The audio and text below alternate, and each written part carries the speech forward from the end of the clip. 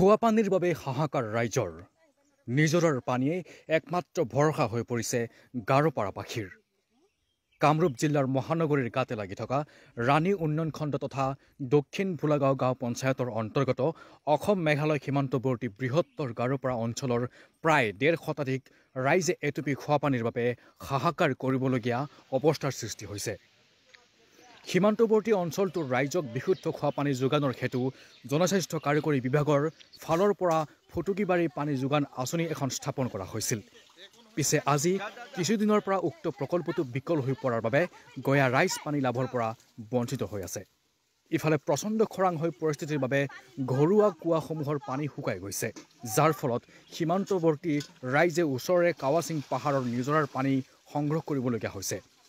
পাহাৰীয়া এলেকাটো বনৰীয়া জীৱ জন্তুৰ বসতিস্থল হোৱা হেতুকে অতি বিপদসংকুল। ইমানৰ পিছতো অসহায় ৰাইজে তৃষ্ণা নিবাৰণৰ বাবে নিজৰাৰ পানী সংগ্ৰহ অব্যাহত ৰাখিবলগীয়া হোৱা বুলি জানিবলৈ দিছে।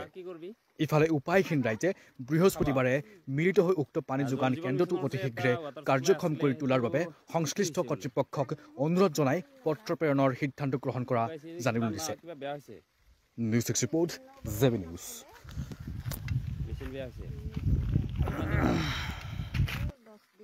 10 দিন মানৰ পৰা আজি নিজৰৰ পানী খাই আছে।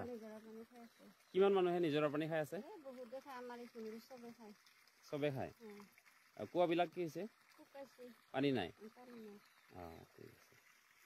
তো আমাৰ ৰাইজৰ পানী খোৱা সুবিধা চৰকাৰৰ পৰা দিয়া, সেই পানীৰ সুবিধাটো আমাৰ পানী যিজনে তাৰমানে বিতৰণ কৰে তেওঁৰ মুখেদি শুনা পাইছোঁ, তাৰমানে মেচিনটো কিবা বেয়া হোৱা কথাটো শুনিছোঁ। সেইকাৰণে এতিয়া আমাৰ তাৰমানে পানী বিৰাট অসুবিধা হৈছে। সেইটোৰ কাৰণে আমি আজি ৰাইজে আমি সকলোখিনি ৰাইজৰ মানুহ তাৰমানে গোট খাই আমি তাৰমানে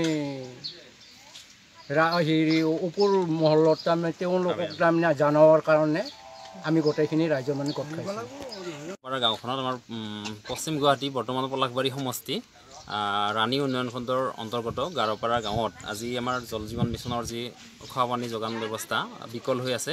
গতিকে আমাৰ বিকল হোৱাৰ কাৰণে এনেকুৱা মানে দুৰৱস্থা হৈছে ৰাইজৰ, য'ত আমি মানে পাহাৰৰ পৰা বৈ অহা নিজৰাৰ পানী খাব লগা হৈছে। য'ত আমাৰ মানুহে নিজৰাৰ পানী খালে আপোনালোকে জানে যে মানে দুৰাৰোগ্য ৰোগত আক্ৰান্ত হ'ব।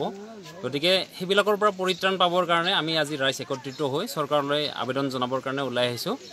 আৰু চৰকাৰক আমি আবেদন জনাই অতি শীঘ্ৰে আমাৰ যি বিকল হৈ থকা মানে খোৱা পানী যোগান ব্যৱস্থা অতি সোনকালে মানে ভাল কৰি দিবৰ কাৰণে চৰকাৰলৈ অনুৰোধ জনাইছোঁ।